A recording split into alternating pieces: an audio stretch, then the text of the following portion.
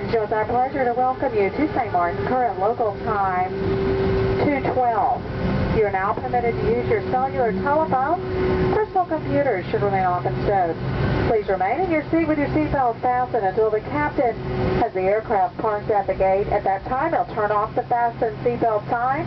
That will be your indication that it's safe to move into the aisle. Please use caution when opening the overhead bins to prevent any injury from items that may fall.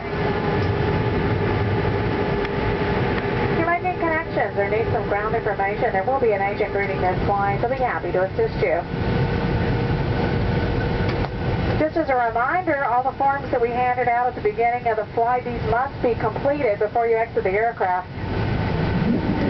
You will be going straight from the aircraft into the customs area. You'll need your forms completed along with your passports. On behalf of Delta and especially your 757 crew, we'd like to thank you for selecting Delta. We look forward to the opportunity to serve you again in the future. Thank you. Good day.